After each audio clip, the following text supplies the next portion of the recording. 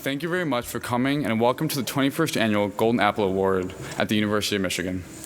The Golden Apple was inspired by the 3rd century sage, Rabbi Elazar ben Hyrcanus, who instructed his students to get your lives in order one day before you die. This serves as a reminder that we must all live every day as if it may be our last. The Golden Apple Award honors those teachers who consistently treat every lecture as if it were their last time to disseminate knowledge to his or her students and engage each student to think critically and inspire discourse outside of the classroom. The Golden Apple Award lecture constitutes an inspiring intellectual event that not only acknowledges and rewards teachers who has touched the minds and hearts of his or her students, but more broadly, celebrates the exceptional teaching that makes the University of Michigan exceptional. On behalf of Shout, I would like to thank Michael Brooks, the director of Hillel, for all of his help and advice in putting together this event. I would also like to thank Sherry Schultz of Apple Computers and my committee for their dedication to this great university tradition. Additionally, I'd like to thank all of our co-sponsors for the 21st Annual Golden Apple. A list of the co-sponsors of the co-sponsoring departments can be found in the back of the program. I would like to note that one of our co-sponsors, the law school, mistakenly was left off the poster. Each year, nominations are submitted by students from across the university's numerous schools and departments. Because it is the only award for teaching bestowed upon a University of Michigan professor by students, the Golden Apple Award is considered to be one of the most prestigious awards a professor at the university can receive. It is no small task to pour through many thoughtful and inspired nominations for the most remarkable breadth of extraordinary teachers at the university and choose one ascending professor who has most changed the lives of every student he or she has touched. After carefully reading and discussing each and every nomination, it was concluded that Professor Don Herzog was the University of Michigan's greatest professor of the year. The University of Michigan students who have grown to admire and respect Professor Herzog have proven to the University of Michigan community that Professor Herzog represents a paragon of excellence. Therefore, on behalf of all the students, past, present, and future, whose minds and lives have been forever influenced by your teaching, it is an honor and a privilege to present the 21st Annual Golden Apple Award to Professor Don Herzog. Thank you for joining us.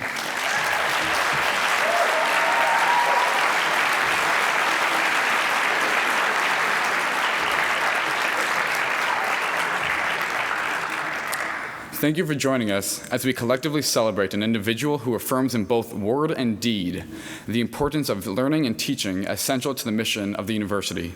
It is my honor to introduce the Dean of the University of Michigan Law School, Evan Kamenker, to say a few words on behalf of the university.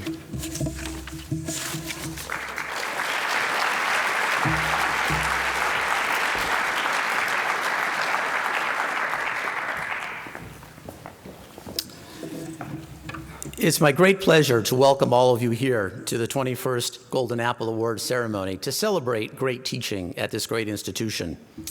The university, as one of the finest research universities in the world, has many missions, including research and certainly service.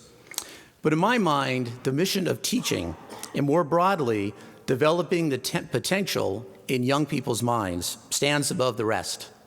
The faculty views it as central to our ambitions to nurture in our students intellectual dispositions, character traits, and essential knowledge that will lead to a lifetime of rewarding inquiry and professional satisfaction. We care about creating an institution in which any person can engage, criticize, and improve upon the instruction that is offered, in which intellectual values are cherished and respected, and in which any person can be challenged and enabled to make an enduring contribution to the betterment of the world. The existence of this award demonstrates how much the students here appreciate the quality of the teaching and the mentoring that they receive. This year, I think the students made an absolutely outstanding choice because Professor Don Herzog embodies all of the great qualities that I mentioned earlier. He's a unique asset to the law school and to the university along many dimensions. He's an outstanding scholar with a razor-sharp intellect and an equally sharp wit, Indeed, it's my highest priority as a scholar never to write a book for which Don might be tempted to write a review. I have yet to see another scholar enter the ring with him and leave standing. Professor Herzog is also an outstanding mentor for young colleagues. Indeed, within the law school, none of our junior faculty colleagues ever ask him to be one of their official mentors because they already know he's going to nurture them on his own time. And he's a very witty participant in faculty governance, with a penchant for telling me when we've beaten a subject to death. My favorite of his memorable phrasings along these lines is, quote, "I think increasingly our conversation is like running 10,000 volts through a corpse. You can make the thing twitch, but it really is dead." But we're here today to celebrate the fact that Professor Herzog is truly an outstanding classroom teacher. You'll see for yourself why that is very soon. I'll just want to call special attention to his success in inspiring students to do their best work and their best thinking. He's quite demanding of high-quality participation, both during and before in class time. A tenured colleague of mine on the law faculty was previously herself a student of Professor Herzog's, and she reports that he made her think so hard during class that her brain hurt. Professor Herzog truly elicits the best efforts and the best performance from his students. What more need be said? Now, this description might conjure up in your mind an image of Professor Kingsfield from the movie Paper Chase, the old, austere, humorless, curmudgeonly professor who terrorized his students, in part to solidify his own status as a legend in his own mind. Not so. Don is about as far away from Professor Kingsfield as one can imagine, in terms of demeanor, in terms of style, in terms of dress. He is demanding, yes, but asking questions with a warm smile and a helpful intent.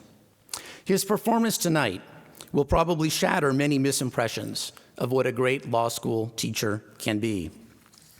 But I will say there is something awkward about honoring Professor Herzog by asking him to deliver a, quote, ideal last lecture, for two reasons. First, he never lectures. His law school teaches follows a much more interactive style, such that his students do as much of the talking as he does. His use of collaborative learning embraces an old Chinese proverb: tell me, and I will forget. Show me, and I will remember. Involve me, and I will understand. So I'm kind of curious what he's going to be doing up at the podium for the next hour. It's also a bit awkward for Professor Herzog to be asked about an ideal last lecture, because he is such a humble and unassuming guy. He'd be the first person to say that nothing he has yet done, no matter how excellent, has risen to the level of his own ideal, and that he has a lot more to learn and experience before he would ever dream of reaching that point. So I expect that Professor Herzog might be thinking about this more as an ideal midterm lecture, as befitting the mid-March date.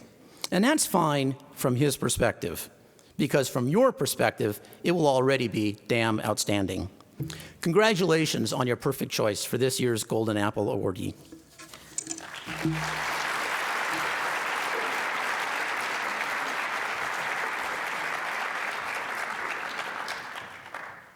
It is my privilege to call up Professor Pamela Brownwine to introduce Professor Don Herzog.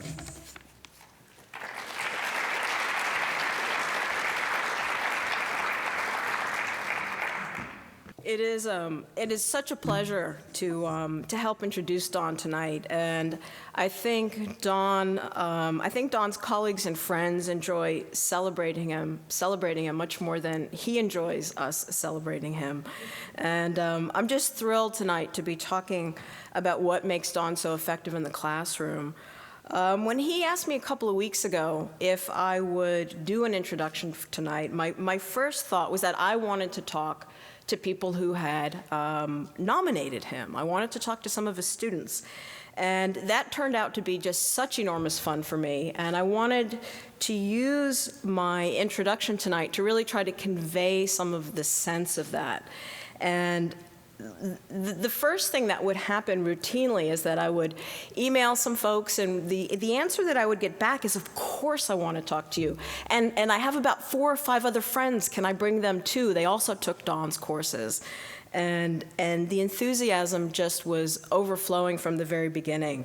And one of the things that kept happening at these meetings was that debate would start breaking out over whether it was public forum doctrine or just why people had a right to picket in front of Planned Parenthood clinics.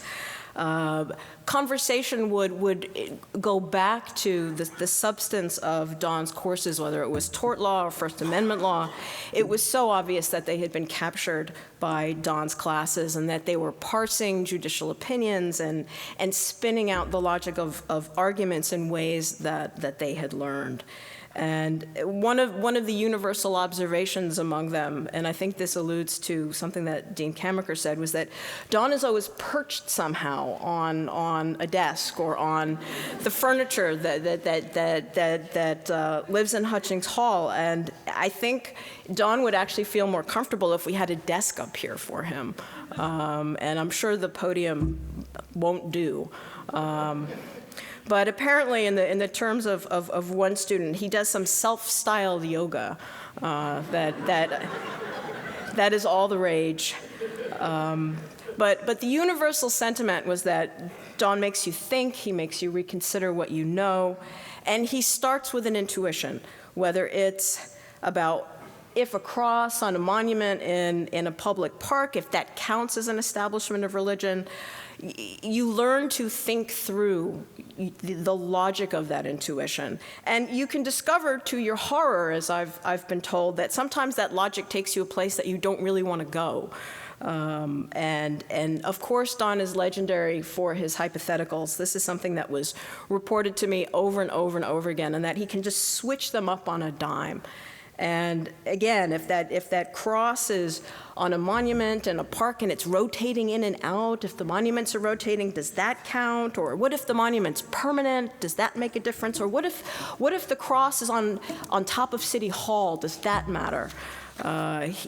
Students report being awed by his nimbleness, and they find the hypotheticals just incredibly illuminating. And what you really see is you see folks moving and developing as the logical entailments of the position get developed right in front of their eyes and with their participation. And in First Amendment class, they realize only later that they're learning to think about the role of government, that the questions go beyond the doctrinal issues. And I heard from one student who said, well, as a first-year student, I came in, I wanted answers. And Dawn would only give me questions. He just gave me questions and more questions. And it was only after that she really gained a full appreciation about what Dawn was up to in the classroom. So the reports about learning more, being challenged more than folks ever thought possible. Dawn's brilliance being reported as, quote, kind of terrifying, but it was always said with a laugh and with an enormous amount of affection. His exams, tough but fair. He makes you accountable.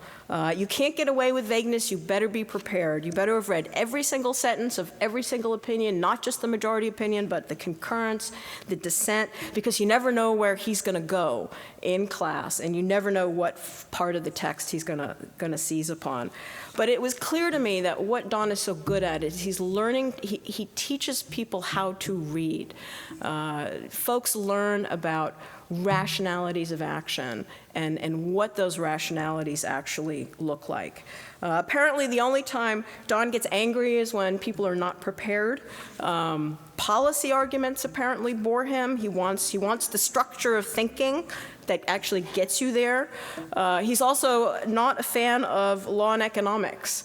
But even students who are fans of law and economics report feeling that there's a common enterprise in the classroom. And everybody remarked about the fact that it's a safe environment. Folks also reported that Dawn knows who to poke at, but in a way that is in the interest of learning, and students know this. And so that commitment to learning manifests in a number of ways. One of them that a number of folks remarked upon was that he does his own case list. He's got his own case selection. He compiles and edits his own list. And I heard from one student that Don's colleague, Ellen Katz, would really love to have him teach Citizens United, but I'm not sure if Don's actually going to end up doing that. But in any case, what Don is so successful at is inspiring students to take ownership of the material, and that shows up in so many ways. And in one way, students felt in on it when the law school apparently took on the liability of seating Don next to Chief Justice John Roberts when Roberts was visiting at the law school. They felt part of the havoc that they imagined Don wreaking for the Chief Justice. But when students report that they want to go to class, when they would take any class that he taught, when they go listen to oral arguments when they don't have to, when they go find out how lower courts applied a particular court precedent, you really get a sense of Don's effectiveness in the classroom. And I can testify to this personally. I was one of Don's students many years ago when I was an undergraduate here, more years back than either Don or I would care to remember. But the students that I heard, the stories that I heard from law students really echoed my own. But I really want to close by returning to the regard that Don's students universally have, and this is really what overflowed my conversations with them this past week. And it's not just that they want Don arguing their side before the Supreme Court, which is something that many of them actually reported spontaneously because they really do. It's the value that they put on becoming better thinkers. It's the value that they put on examining and re-examining their intuition. They feel very, very lucky to have Don as a teacher, and the university is also extraordinarily lucky to have him. And at this point, I believe an actual ceremony, an award is in order. So, Joey.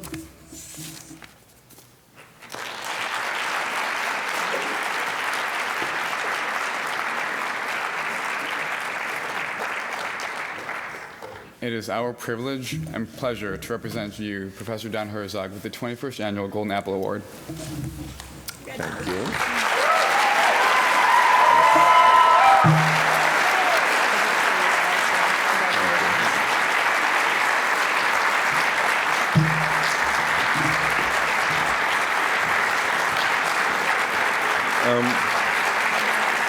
Thanks.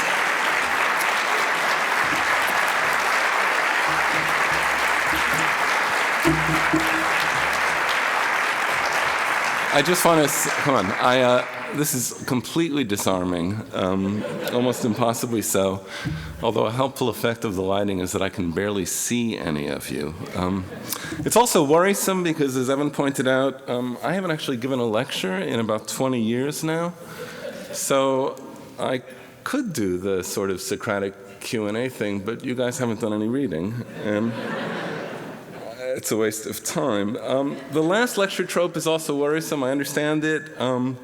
Like, it makes me think this envelope has retirement papers, or that I'm about to get extremely bad medical news. And even if I don't think about that, I start thinking there's a view of the humanities which actually I don't like, and it's a sort of secular Sunday school sort of thing, that it will be high-minded and preachy and send you off into the world with some terrific insight into the human condition. And I guess so far as I have anything resembling insights into the human condition, they run acerbic and mischievous. So what I want to do today is talk about a little sliver of a book I'm finishing up with. Parenthetically, I will report that University Press Publishing is dying, and so the wizards at the Graduate Library are going to help me put this book online for free later this year. So the target for today is a view that floats around in the academy, and it's the thought that once upon a time, patriarchal authority was, quote, naturalized or, quote, essentialized. That's the current jargon. And the thought seems to be that it was just part of the fabric of the world. People just thought, well, husbands run the show, and women defer to them, and children defer to them, and servants defer to them.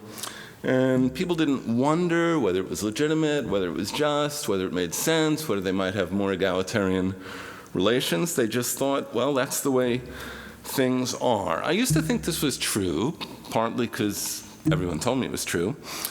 And then I started reading, which is always a mistake. And then I started thinking, well, it's cartoonishly true. There are kind of exceptions here and there. And then I actually decided it was false. So I'm going to show you that it's false, or that's what I'm going to try to do. I think the view is a fairy tale, and that's some of its appeal. It's pleasing because it congratulates us on how much progress we've ostensibly made. It's daunting in underlying how much work remains for us to do, and it's scary, and its scariness is very interesting. Its scariness consists of thinking that everyday life is both full of brutal domination, right, but at the same time a place where the domination is invisible. No one notices. People are taking it in the chin, the thought is, but they just keep getting beat up day after day. They get up cheerfully and they go about their appointed rounds. My suspicion, which I'll say as a quite general matter, is that when people are taking it on the chin, they notice, and they protest, and they fight when they can. I can't make the broader case tonight, but I can try to dismantle this thought about patriarchy several hundred years ago. And the setting I'm going to choose is early modern England, so roughly 1600 to 1750. Let's start here, and you'll have to let some of the early modern English roll over you. It's like Shakespeare. By the end of the night, you'll begin to get it.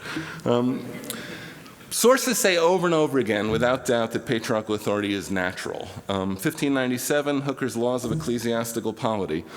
So that woman being created for man's sake to be his helper in regard of the end before mentioned, namely, having and bringing up of children, whereunto it was not possible they should concur, unless there were subalternation between them, which subalternation is naturally grounded upon inequality. Because things equal in every respect are never willingly directed one by another, woman therefore was even in her first estate framed by nature not only after in time, but inferior in excellency also unto man. Invoking nature here, of course, also means invoking Scripture. After in time is Eve coming from Adam's rib. And God here is author of the book of nature. John Locke, whatever his differences with Hooker, took a very similar line about men and women. So we learn in the first treatise that providence, law, and custom dictate that a woman, quote, be subject to her husband. And he adds, there is, I grant, a foundation in nature for it. That coheres completely with Locke's more famous commitment that we are all free and equal, because the all in that case are men. Locke, like one early modern thinker after another, assumed that the state ruled over not individuals but male heads of household. That was a view that was actually reaffirmed in the French Revolutionary Assembly, which tells you something about the category fraternité. 1688, Halifax's advice to his daughter. You must lay it down for a foundation in general that there is inequality in the sexes, and that for the better economy of the world, the men who were to be lawgivers had the larger share of reason bestowed upon them, by which means your sex is better prepared for the compliance which is necessary for the better performance of those duties which seem to be most properly assigned to it. This looks a little uncourtly at first appearance, but upon examination it will be found that nature is so far being unjust to you that she is partial on your side. She has made you such large amends by other advantages for the seeming injustice of that first distribution that the right of complaining has come over to our sex. You have it in your power not only to free yourselves but to subdue your masters, and without violence throw both their natural and legal authority at your feet. There's a lot of ironical stuff happening here, obviously, but the central thought which Halifax was committed to is that the economy of the world requires that men rule. There's a lot of this. I could go on forever quoting things like this. So, for sure, people several hundred years ago said endlessly that nature underwrites the authority of husbands over wives. So the question is, well, does that mean they held that authority is naturalized? And here, I guess, I'd suggest that we just be careful about the concept of nature. When we say things are naturalized, we mean something like part of the fabric of the world, just the way things are, right? You don't complain. You don't wonder about whether gravity is a good thing. You don't wonder about whether it's good for people to be carbon-based instead of silicone-based. It's just the way the world seems to present itself. And my guys, when they talk about patriarchal authority as natural, that's not what they mean, right? They're making a move in a legitimation game, right? So, and it's a legitimation game we still play. I happen to think it's very confused, but you'll find it in the papers of the newspaper. So consider blank. Let's play fill in the blank. Blank is natural and therefore right. Or blank is unnatural and therefore wrong. Familiar candidates today include gay sex and gay marriage as things that are unnatural and therefore wrong. So when people say, here's the thing, when people say patriarchy is natural, they don't mean it's like gravity, right? They mean to indicate that they think it's legitimate, it's the right way to organize social relations. And now you might ask, well, why would somebody bother saying that, right? There are two obvious reasons to insist that patriarchy is natural. One is you're aware that others don't believe it, right? You have opponents out there who believe that it's wrong, or you're aware that other people aren't obeying, right? That women and children and servants are not the models of deference and submission. The same is true, I think, about arguments that are more explicitly arguments about divine providence. Here's a 1697 sermon, The Character of a Good Woman. A man is the head of the wife, and from the head are to come those influences and that guidance which may be serviceable to all the other parts for their common good.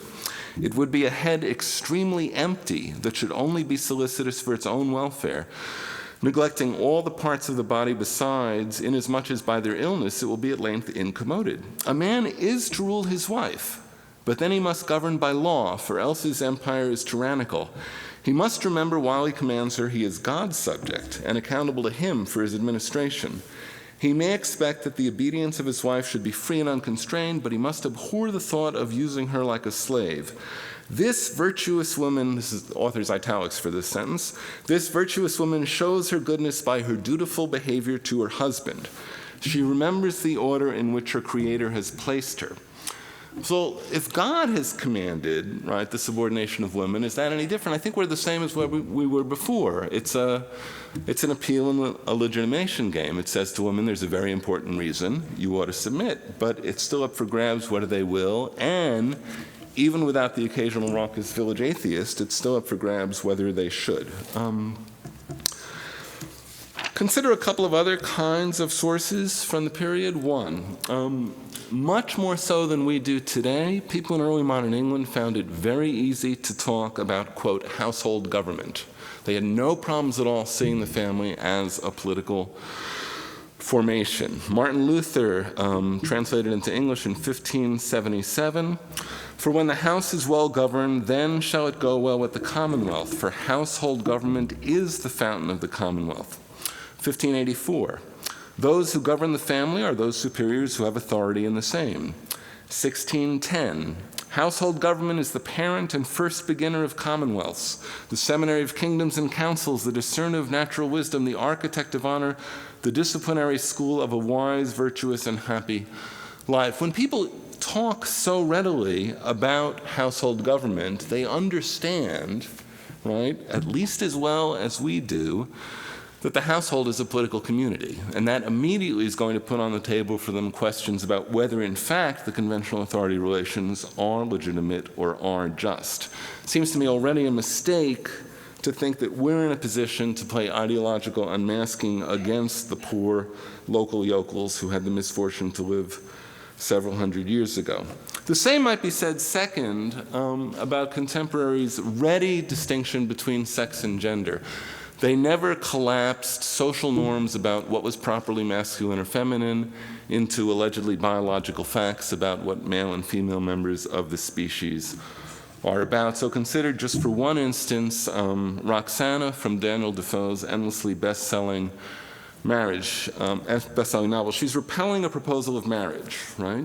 And so she takes aim at the marriage contract. It is, she says, quote, "nothing but giving up liberty, estate, authority, and everything to the man." And the woman was indeed a mere woman after that. That is to say, a slave. her suitor is puzzled by this, and he says, no. Men have all the responsibilities. They do all the drudgery. They have to go make money. And he says, quote, "The woman's leave is all ease and tranquility." This actually makes Roxana explode.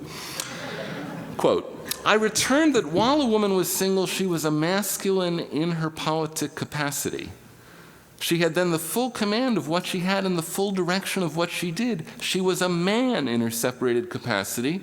To all intents and purposes that a man could be so to himself, she was controlled by none, because accountable to none, in subjection to none.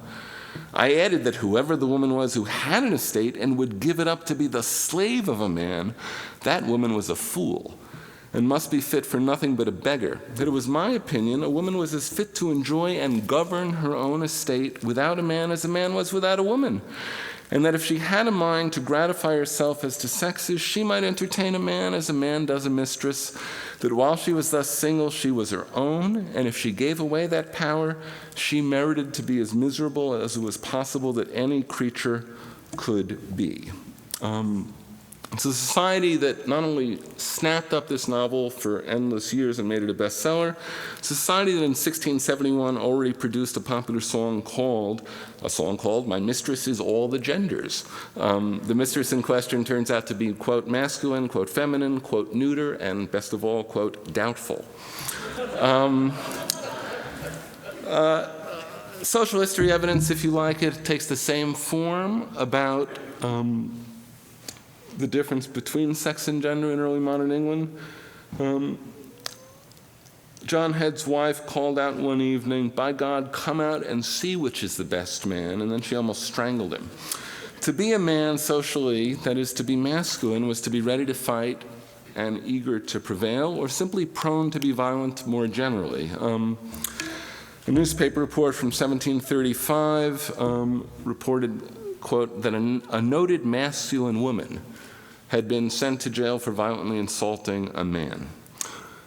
There's a vice of intellectual history which I want to protest against, and it's to imagine that the texts I began with, Hooker, Locke, the Sermon, that summon up, right, the world of natural patriarchy, are somehow the distilled essence of the social world.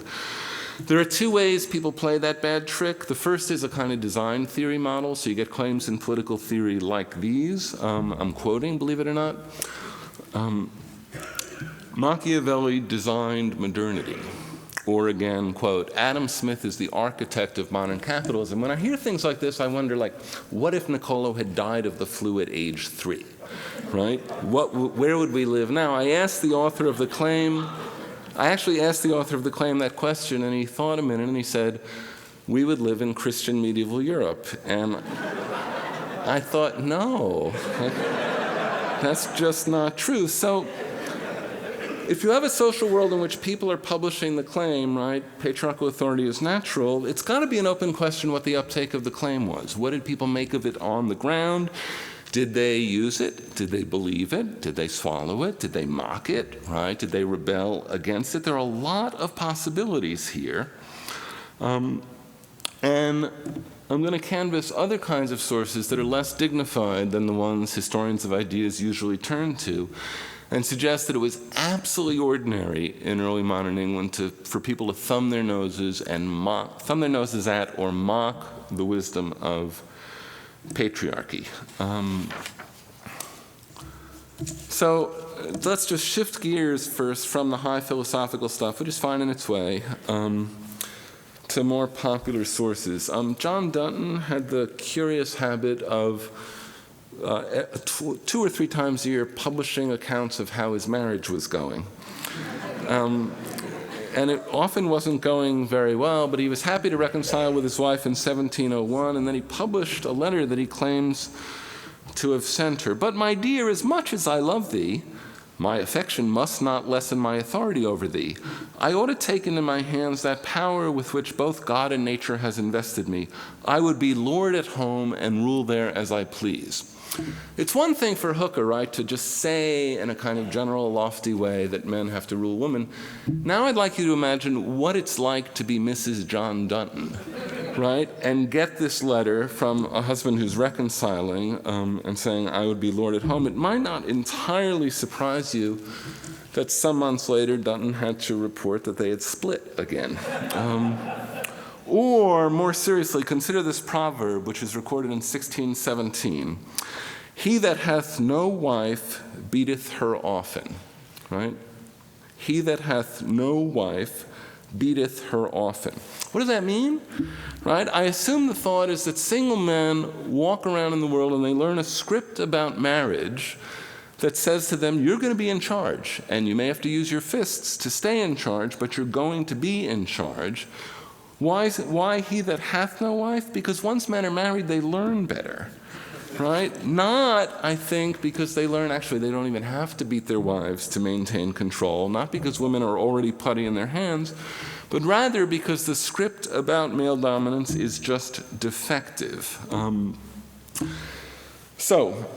thesis that I'm going to continue to develop now is not, right, that early modern England was a feminist or egalitarian paradise. The motif here is I may be wrong, but I'm not crazy. The thesis instead is that all the appeals to patriarchal authority were just plain controversial. They were controversial in large and small ways. Some people denied that particular husbands were exercising their authority well. Other people simply denied that husbands properly had authority at all over the household. So let me start with a few comedies. These are not high canonical comedies. They're sort of potboiler plays on the stage, and for my purpose, that makes them all the better. A correspondent to Mist's weekly journal in the 1720s wrote, "Our comedies are the best representations of life." I don't think comedies are snapshots, right, of the actual social world. I don't think any source is snapshots of the ordinary social world. In fact, as we now know from periods well after mine, snapshots aren't snapshots of the social world. But comedy after comedy gives us a very similar kind of tableau. The tableau in question runs this way. There's a husband, and he's a goofball. And being a goofball, he wants to act on the patriarchal script. He wants to articulate that he's in control. He wants to articulate that nature and God give him authority. He wants his wife, his children, his servants to submit, and they don't. Right? They mock him, they tease him, they run circles around him, they snicker at him. And comedy after comedy clearly invites the audience to root for, especially the wives. Right? They suggest that there might be something to sitting in church and listening to a sermon about patriarchy or reading a treatise in political theory about it, if that's your sort of thing. But there's something ridiculous about acting like John Denton and producing these things in real world. 1711, we have a comedy, Charles Johnson's Generous Husband. The title is scathingly facetious. The husband in question, Carrizales, is anything but generous. He imagines that he owns his wife. Comedy is what today we would call a critique of commodification from a period that's already chock full of them. He's 60 years old. He's back from 30 years in the Indies where he's made himself wealthy. And so what has he done? He's purchased a 15-year-old woman, Lucy, as his wife. I have given a sum of money for her, he says, not received one with her, that is, he hasn't received a dowry, and made her a settlement likewise equivalent to the money I gave. It seems to me, therefore, that she is by so much the more my property. She is indeed my chattel real upon no account to be alienated. She is a jewel I have purchased at a costly price. And so have I not a right to lock her up in my casket or wear her abroad on holidays as I see fit? So Carrizales is obsessed with possessiveness and control. He's anxious that Lucy is going to have an affair with anybody else besides 60-year-old him.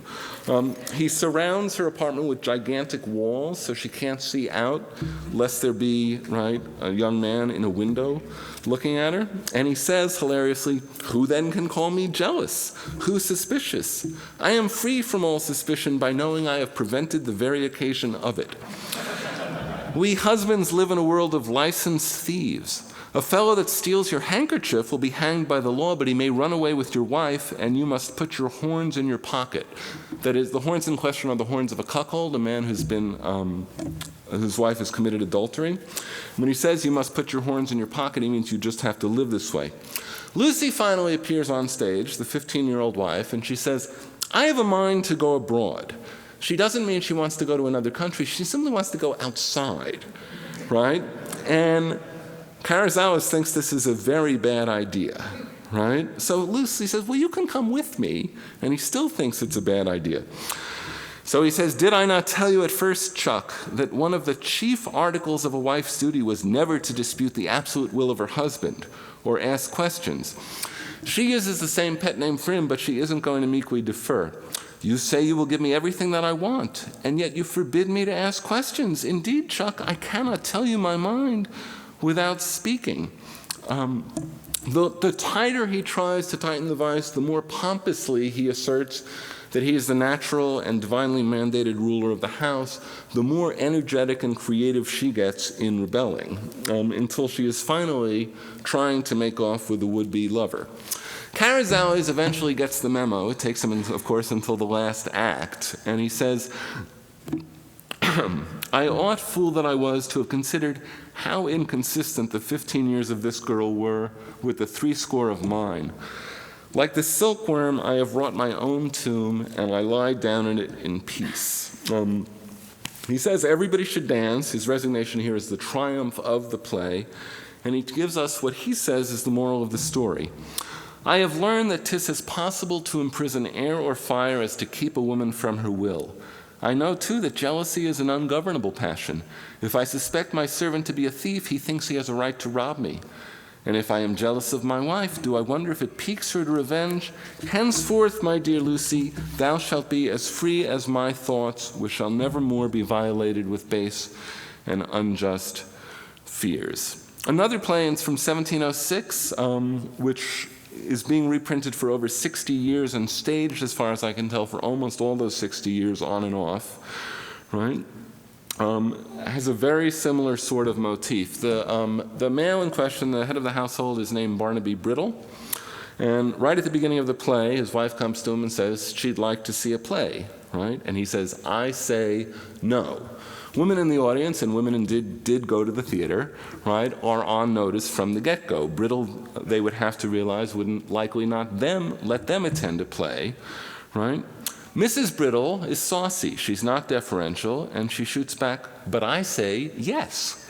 Do you think you shall keep me always stifling within doors where there's nobody to be seen but your old fusty self? And then she protests being shut up in a nunnery. This is going to be, of course, a especially powerful image for a Protestant audience in England, and how pathetic it is to be married to an older man. I would have you know, she says, though you force me to wed myself with old age and ill humors, I am not wedded to my grave. 'Tis time enough 40 years hence to think of that, and I have a great deal to do before that time comes. Therefore I must and I will go abroad. Brittle's name has put us on notice for how he's going to react to this kind of insubordination. He threatens her with force, right? Stir one step if you dare, he sputters, and then he spits in his fist. If you go, he says, we'll see who wears the breeches, you or I. You shall stay at home and keep me company. I'll spoil your going to plays, your appointments, your intrigues. I'll make you know that I am your husband, and you shall do what I please. What? Have you forgot your marriage vows already? Pray, who am I? Am I not your husband? Are you not married to me? His wife is still unbudging about this. No, she says, you forced me. I never gave you my consent in word or in deed. Did you think I was in love with avarice, with age, with impotence? Brittle doesn't like this any better, and so he starts sputtering randomly. Give me patience, he says. How? Right? Like a slave you bought me, she says, and you intend to use me were I fool enough, but I'll see you hanged first. Or now consider The Devil of a Wife from 1686. This title, too, is facetious. She's anything but a devil. Nell has a problem with her husband, Jobson the cobbler. As contemporaries would have put it, he consumes his substance in taverns, right? And so the play opens with what you soon realize must be an ongoing exchange with him. Good husband, she says, stay with me tonight. Make an end of the holiday at home, right? And she tells her she has thread to spin. He needs it for his job. He's going to go to the tavern, and he adds, if I want any thread for my stitching, I will punish you by virtue of my sovereign authority. I warrant you, she says, that just means I bet you will. But you're going to go to the alehouse. You'll spend your money, you'll get drunk, and you'll come home like Satan and use me like a dog. That is, she's worried he will beat her. Jobson is irate. How now, brazen-faced, you speak ill of the government? I am king in my own house, and this is treason against my majesty. I don't understand your stuff, sniffs Nell, right? It's blather as far as she can tell. But prithee, she says, don't go to the alehouse. Well, then, he concedes, I won't go to the alehouse. Instead, he's going to go get drunk at Richard Lovemore's estate with the butler, right? She then says, well, can I come with you? Right? And he says, no, you'll turn me into a cuckold, right? There'll be men there, there'll be alcohol there. The cobbler wants to be king, right? He says it point blank, just as he thinks any man should be in his own house. Over the play, the costume that he puts on immediately unravels. And far from being any sort of lofty king, he's just a petty tyrant, right? He says, I would never be the sort of person he constantly tells her to beat you, and in fact, he moves from threatening to beat her to finally actually beating her. The play then installs her as unabashedly the heroine of the thing. It takes a magic actor, a cunning man of the period, to do it. But there's a classic bed trick. She switches places with Lovemore's shrewest wife. He's the local aristocrat. The two women know what's going on. The two men don't know what's going on. So Lovemore's wife, who's just a shrew in the classic way, learns what it's like to have Jobson, a boor, for a husband. And Nell, who gets to live on the aristocratic estate with Lovemore, let's say she enjoys her time away from home well enough. The play clearly invites the audience to celebrate Nell and thinks that she has prevailed over an unjust set of affairs. One last comedy, The Wedding from 1734. Mrs. Squeezall warns her daughter Blauzella, who's going to get married, you shall find to your cost that women are born to live in continual subjection, first to their parents and all their lives after to their husbands. Blauzella is completely nonchalant about this deflating news. If that be the case, she says, I've been mightily mistaken in my notions of matrimony. I vow I always thought it was the wife's business to command and the husband's to obey. Right? Her mom is absolutely appalled by this. Pray, what could put such a ridiculous notion in your head, she asks. Example, madam, her daughter says. I am sure it is and always has been the fashion in our house, and it would be a fault in me if I should not endeavor to tread in your steps. Mrs. Squeezall comes clean after hearing this. Thou art a wicked girl, she says, and yet I cannot find it in my heart to be angry with thee. What I said was with design to try thy temper, and now I learn you have a becoming spirit. If you punctually observe the rules I shall set you, I'll engage you shall be able to govern your husband without control. Alas, the play doesn't give us the actual rules, which I'm sure a lot of women in the audience wanted to hear, but it makes completely clear that Mrs. Squeezall and Blauzella are to be applauded, right, in their attempts to run circle about men who wish they could command her. Mrs. Squeezall's husband has endless affairs, and Mrs. Squeezall has made her peace with it, for better or worse, by deciding she's going to be responsible for the family finances and running the household. Let's turn from comedies to popular songs. Some of these are folk songs with no obvious author. Some of them are clearly formal compositions with named composers. Some of them come with sheet music. If you want to today, don't worry, I won't, but you could sing the 1685 tune, A Farewell to Wives, with the original melody. I will, though, quote the lyrics. Once in our lives, let us drink to our wives, though the number of them is but small. God take the best and the devil take the rest, and so we shall be rid of them all. These sources, too, these songs, give us a range of reflections on marriage and life in a patriarchal household that don't suggest people were endlessly and slavishly deferential. 1682 gives us The Ranting City Dame, a song much in use. Right, the subtitle forcibly suggests this is popular and makes us wonder why. What's so popular about it? Ha, says the city dame. Now I am married, let others take care. I've one to provide for me, and I'll not spare. I'll take me a coach and away to Hyde Park, and there I'll be courted by every spark. There's none shall go finer whilst that it does hold. My gown shall be tissue all spangled with gold. My jewels and rings and whatever beside I will have that may but conduce to my pride. If my husband dare grumble, I'll graft such a crest, that is again the cuckold's horns, as it shall soon make him be known from the rest, while I with fine gallants do take my delight, will revel all day and will sport it all night. The husband is off stage, straight through the song, probably stays cowed and silent because he doesn't want to wear the horns of a cuckold. His job in the rest of the song is to pay the bills and keep his mouth shut, not to rule for the better economy of the world. So you want to ask now, how would a song like this be sung, right? How would it be heard, right? I can imagine trying to sing it to condemn the woman who's giving the lyrics in question, but it's very hard to do it that way, right? The song clearly invites you to applaud the events that it's applauding. Other songs are politically invested much more explicitly. 1735, The Lady's Case. How hard is the fortune of all womankind, forever subjected, forever confined. The parent controls us until we are wives, the husband enslaves us the rest of our lives. That's completely polite and delicate compared to this song from 1676. Woman who is by nature wild, dull-bearded men encloses, of nature's freedom we're beguiled by laws which man imposes, who still himself continues free, yet we poor slaves must fettered be.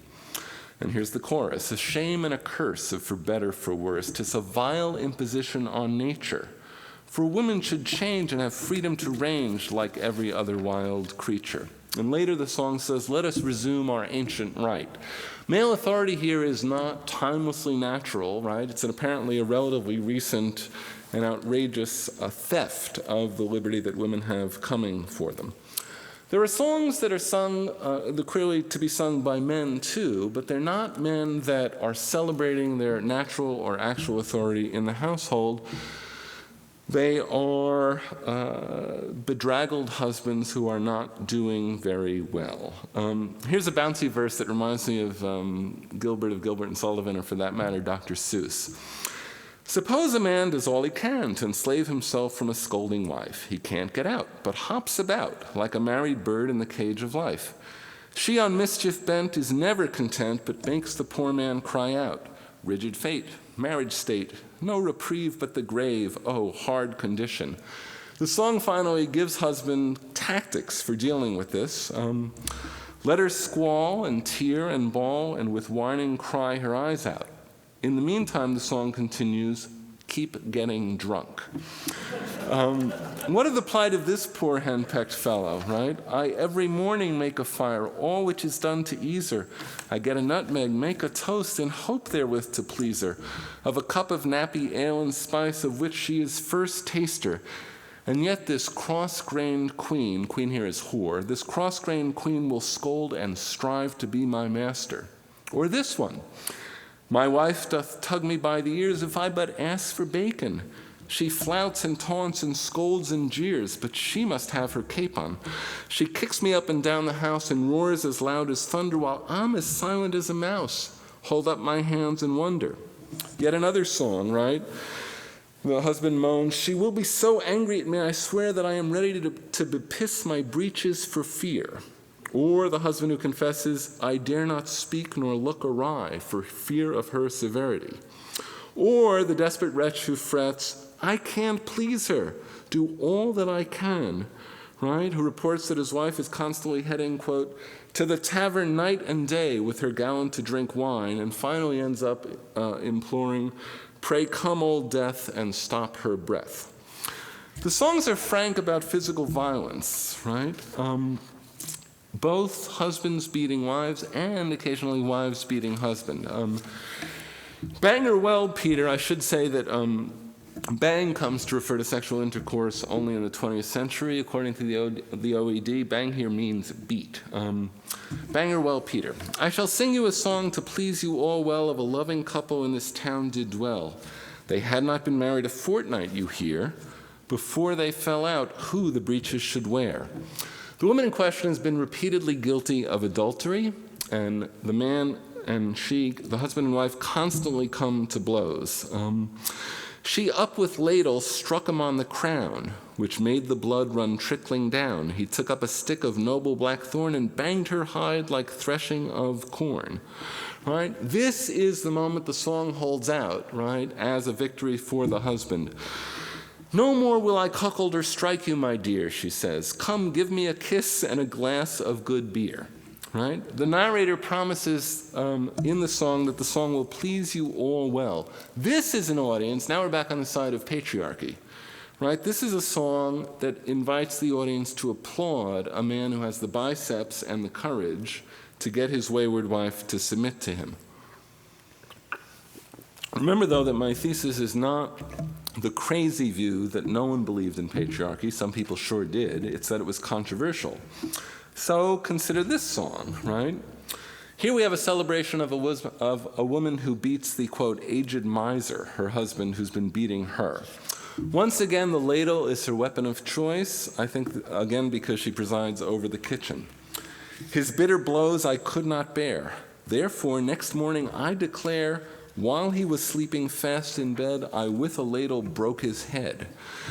With that he starts and stares about. I stood courageous, fierce and stout, crying, I'll never be your slave. With that another bang I gave.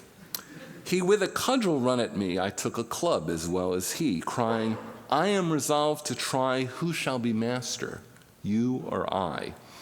I gave him not a minute's rest, but round the room the rogue I dressed. At length I brought him to his knees. Henceforth, he said, I'll never you displease. This was his cry, still over and over. Quoth I, will you be jealous more?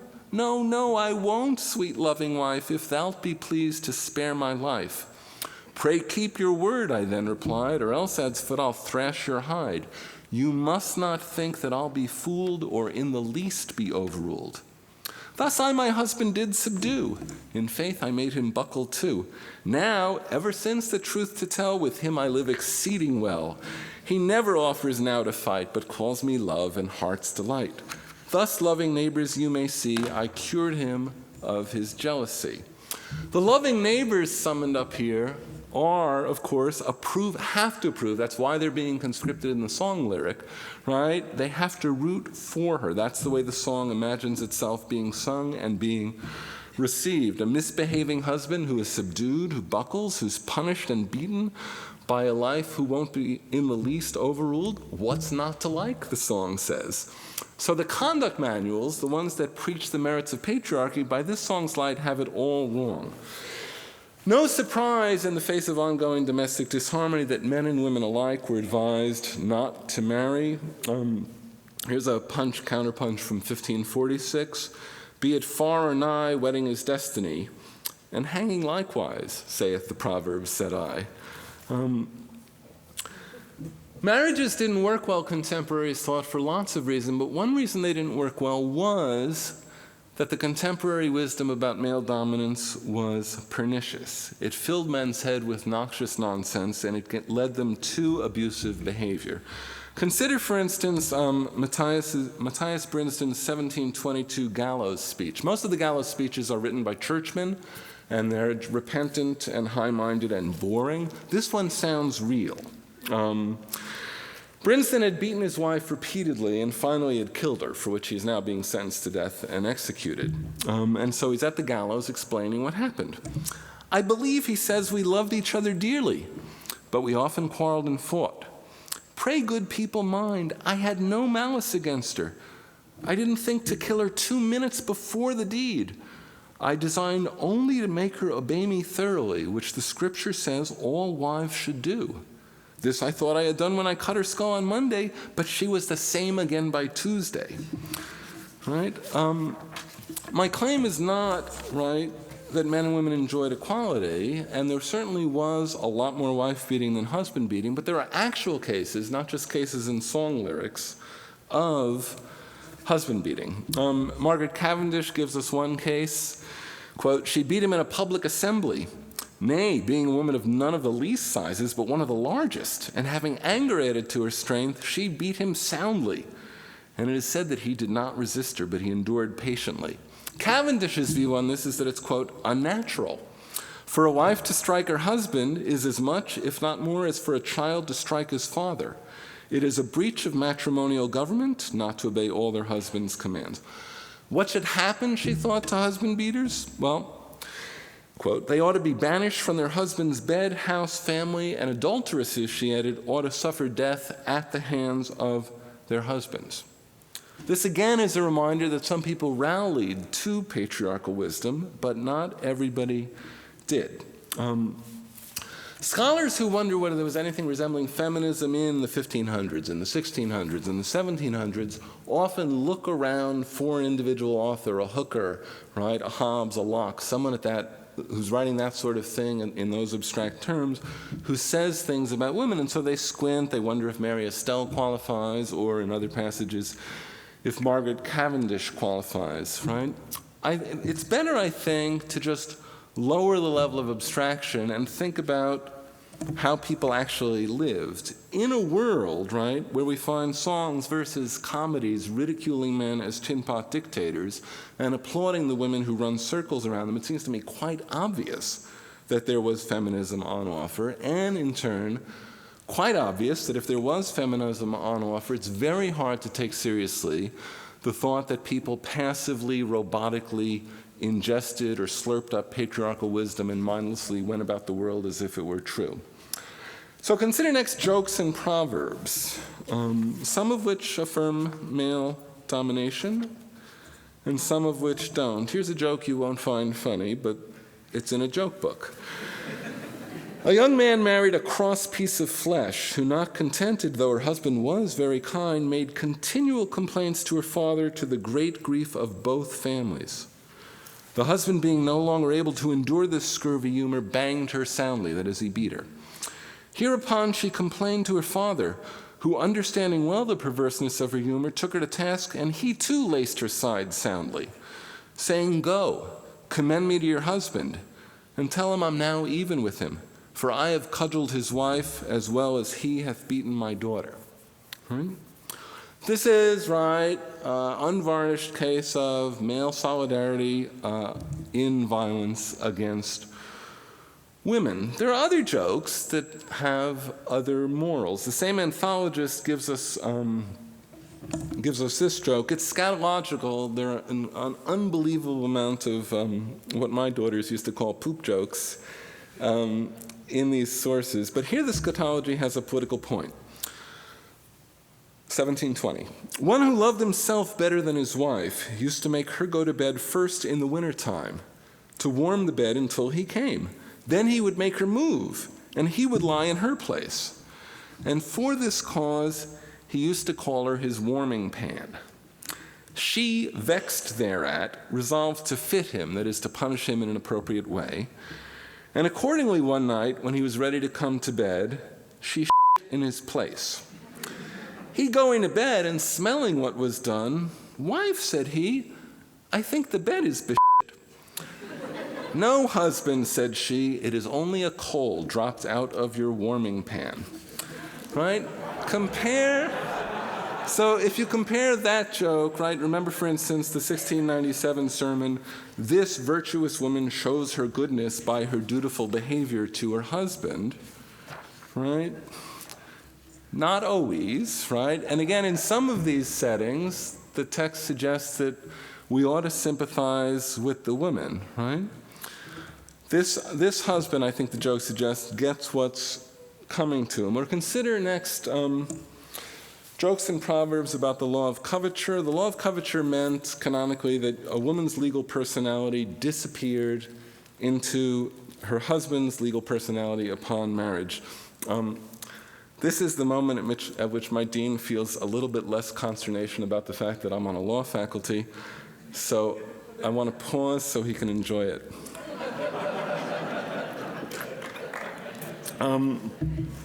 Part of the law of coverture shaped up this way. Husbands would own all their wives' property with the exception of such personal paraphernalia as hair ribbons. And people understood the law.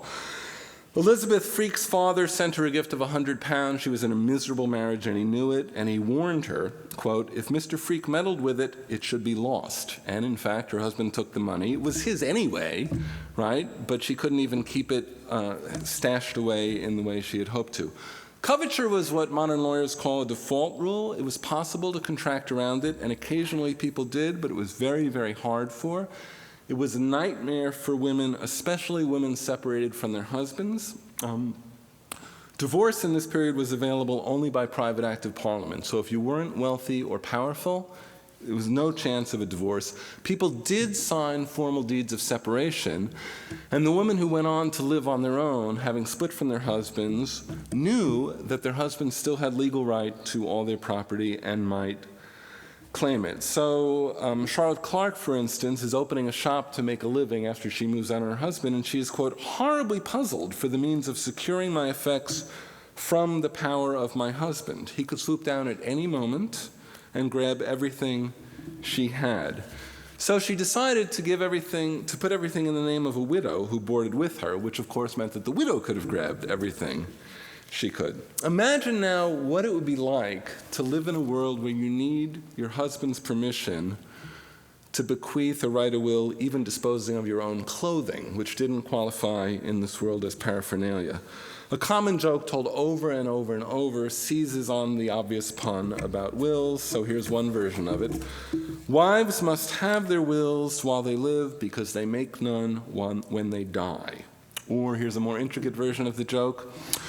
One who had been a very termagant wife, a termagant is, the OED tells us hilariously, quote, a violent, overbearing, turbulent, brawling, quarrelsome woman.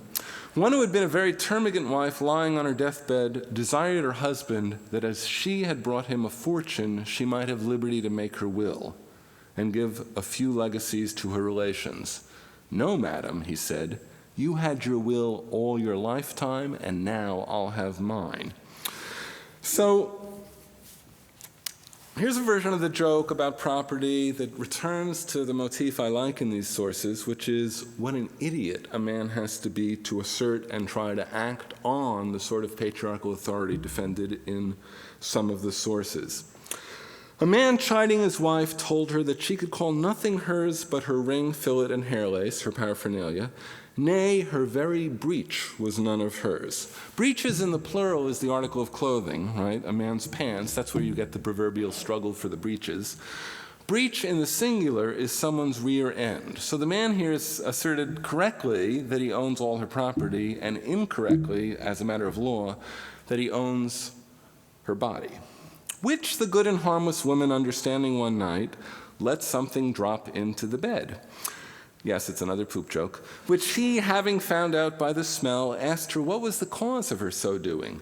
She told him that while she thought her breech hers, she had command over it. But being his, she could not rule another body's arse.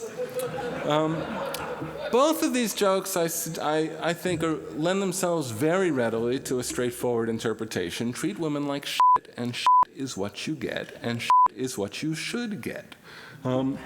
The woman in the second joke is described in the joke as, quote, a good and harmless woman. The person who writes it down wants the audience's sympathy with her.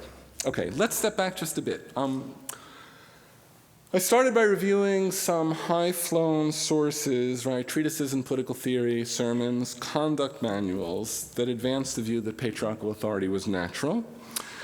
And I suggested we should see this authority see the claims here about naturalness of authority not in the current pathetic jargon as naturalizing or essentializing, but as making a move in a legitimation game, right? As saying men ought to rule.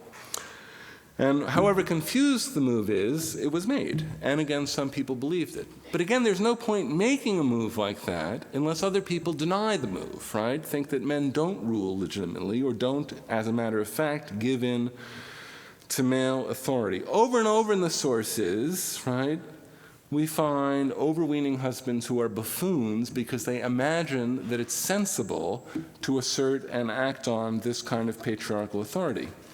Right? There are other motifs in the sources too, right? And again, I don't think it was fun being a woman in early modern England. But precisely because it wasn't fun, women weren't oblivious to what was going on, and men weren't oblivious to the fact that women weren't submitting.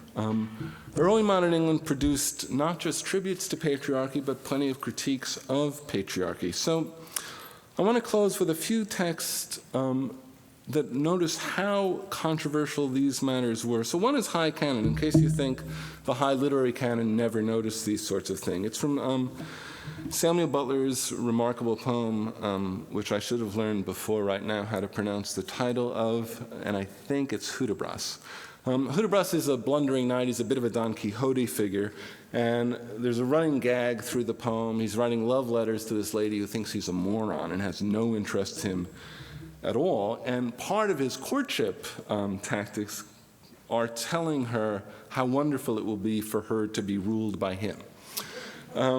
She doesn't like this, and she writes him back at one point this: "And if we had not weighty cause to not appear in making laws, we could, in spite of all your tricks, your shallow formal politics, force you our managements to obey, as we to yours in show give way. Hence, 'tis that while you vainly strive to advance your high prerogative, you basely, after all your braves, submit and own yourselves our slaves. And because we do not make it known, nor publicly our interests own like sots, suppose we have no shares in ordering you in your affairs, when all your empire and command you have from us at second hand." So this is a suggestion that raises notorious difficulties, right? It's the suggestion that women actually rule the world. Whatever you make of that, I just want to notice that already, back in that world, men asserting authority could be described not only as having a politics, but having, quote, a shallow formal politics, and be received by women to whom they're making that claim, not as asserting the timeless natural order of the cosmos, but they just get sneers as people making a pathetic joke. Or take this. This is the 1745 creed of a pretty miss of 19. "Lastly, as for my husband, that I shall hereafter condescend to bubble, that is, to deceive, I do verily believe he ought not to have the least superiority over me.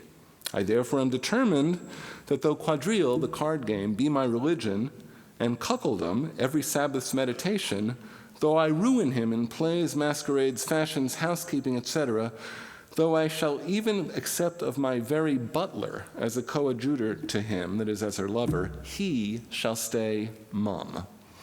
Or an old bachelor of 72 publishes a book in 1735, cautioning people that they ought not get married, and he recycles our joke about wills and puts it in the mouth of, quote, a lady fair of 19. Here's what she says: "We claim our wills while we live because we make none when we die. Husbands, 'tis true, won't allow this to be any argument. They are forever informing us what we should and should not do. They are reading lectures on the duty of a wife.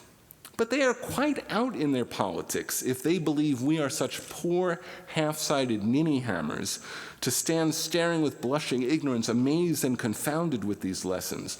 They'll generally find that an orange hard squeezed yields bitter juice." Or one last bit of evidence. As a preacher is giving a sermon, he takes as his text the proverb, "Whoso findeth a wife findeth a good thing and obtaineth favor of the Lord." The sermon denounces an evil woman as a monster, reminds women that they should be a man's helpmeet, quote, a constant comfort and support to their husband. Husbands should rule wives, he says, right? And then, inevitably, there are a great many things in which husbands ought to have preeminence. Before he launches into this blather, he anticipates in the sermon the likely reaction of the faithful in the pews. Quote, "The subject my text naturally leads me to discourse of, I know not why it should be so seldom inquired into from the pulpit, unless we are generally discouraged and driven from it by the ludicrous temper of the age. But is it therefore the less necessary because people make it a matter of merriment and ridicule, and will hardly attend to it with a spirit of seriousness and concerns?" That is, the faithful in church simply laugh and snicker when the preacher tells them about male authority. Or again, in The Tatler, Jenny Distaff appears, and there's a publication, it doesn't seem to be a real one, called The Bachelor's Scheme for Governing His Wife. Jenny Distaff writes to The Tatler and writes, quote, "I have not patience with these unreasonable expectations." Recall Barnaby Brittle barking at his wife when she says she wants to go to the theater. He says, "I say no," and remember her response, "But I say yes."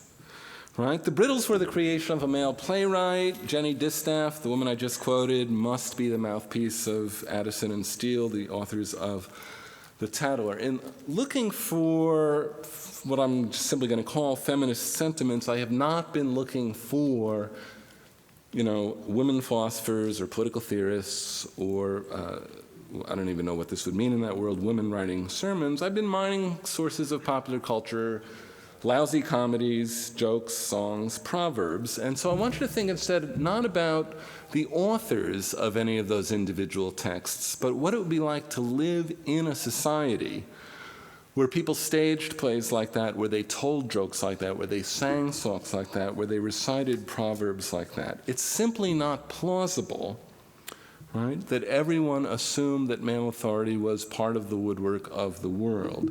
It's not plausible that people assumed that Mrs. Brittle and the women befouling their beds were unnatural wretches who just needed another dollop or another wallop of male authority. Too many of these texts sympathize with the women. Some of these texts raise questions about particular husbands and their use of authority. Others of these texts raise questions about patriarchal authority themselves. And again, these texts circulated. Men and women alike heard them, they read them, they sang the songs, they went to the theater, they recited the proverbs. Men and women were not, to quote one of my sources, such poor half-sided ninny hammers as to think that men just ruled and that was that. If I'm right about this, and I am, we have a new explanatory riddle, and that's about the way we sometimes think about ideology and legitimacy.